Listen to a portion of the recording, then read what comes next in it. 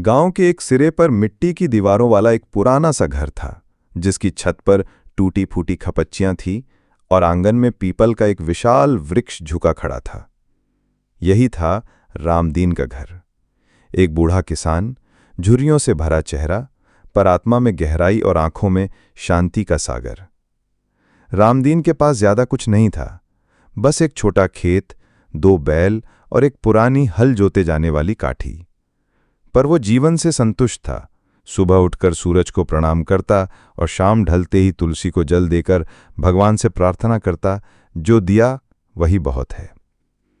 रामदीन का बेटा रमेश शहर में पढ़ा था। गांव का पहला लड़का था जिसने बीए पास किया और फिर शहर में क्लर्क की नौकरी मिल गई। रामदीन ने खेत बेचने की नौबत आने तक उसे पढ़ाया था। सालों की मेहनत रंग लाई और रमेश पढ़ लिख गया।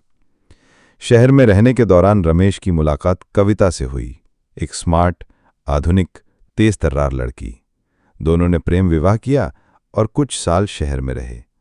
लेकिन कविता को ये लगता था कि शहर की भीड़भाड़ में रमेश की तरक्की थम गई है। वो चाहती थी कि वे गांव लौटें और वहीं खेती में कुछ नया करें, जैसे ऑर्गेनिक फार्मिंग, मशीनों का इस्तेमाल या बकरी पालन इत्यादि। रमेश को ये सुझाव अच्छा लगा। वो अपने बूढ़े पिता की सेवा करना चाहता था और खेतों को दोबारा संवारना भी। लेकिन कविता की सोच कुछ और थी। उसे लगा कि अगर जमीन उसके पति के नाम हो जाए तो वो पूरी तरह मालकिन बन जाएगी। गांव आने के कुछ दिन तक सब ठीक चला। कविता को खेतों की हरियाली, मिट्टी की खुशबू और शांत वातावरण अच्छा लगा। लेकिन जल्द ही उसकी नज़र जमीन पर टिक गई। उसने देखा कि खेत तो उपजाऊ है, लेकिन सारा नियंत्रण रामदीन के हाथ में है।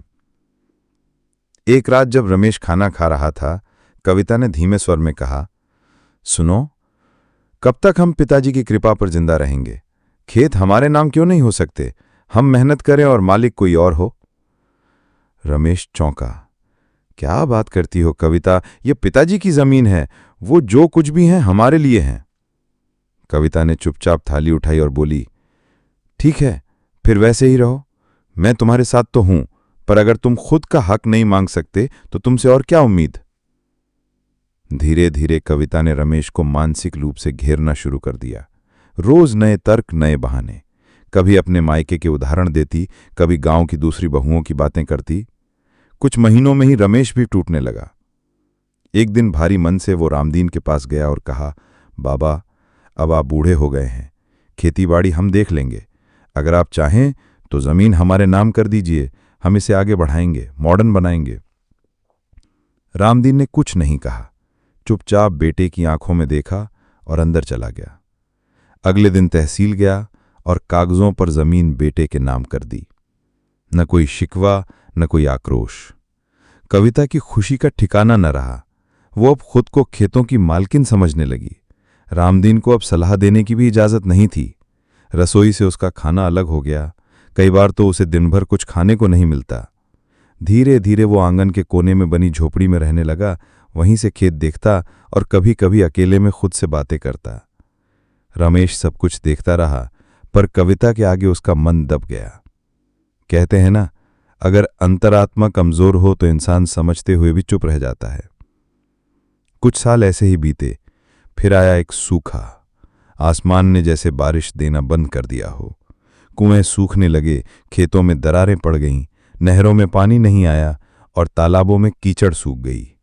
गांव वाले परेशान हो गए। रमेश के खेत भी सूख गए। कविता परेशान थी, कितनी मेहनत की थी हमने और अब सब सूना हो गया। लेकिन तभी एक चमत्कार हुआ। गांव के एक कोने में एक कुआं अब भी पानी दे रहा था।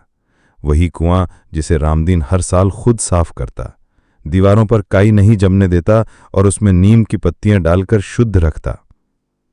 गांव वालों को जब ये बात पता चली तो वे रामदीन के पास आए। बाबा, थोड़े पानी की मदद कर दीजिए, आपके बिना हमारा काम नहीं चलेगा। रामदीन ने मुस्कुराकर कहा, पानी तो भगवान का दिया है, जो मेरा है वो तुम्हारा भी है। अब उसका छोटा सा कुआं पूरे गांव की आशा बन गया। लोग बाल्टियां, ड्रम और बर्तन लेकर उसके कुएं पर आते। रामदीन सबको पानी देता, कोई मना नहीं करता। इस दौरान सरकार की नजर गांव पर पड़ी। अधिकारियों को जब ये पता चला कि एक बूढ़ा किसान अकेला पूरे गांव को पानी दे रहा है तो वह हैरान रह गए। कुछ ही दिनों में जिला अधिकारी गांव आए, रामदीन को मंच पर बुलाया गया और कृषि जल संरक्षक सम्मान से नवाजा गया।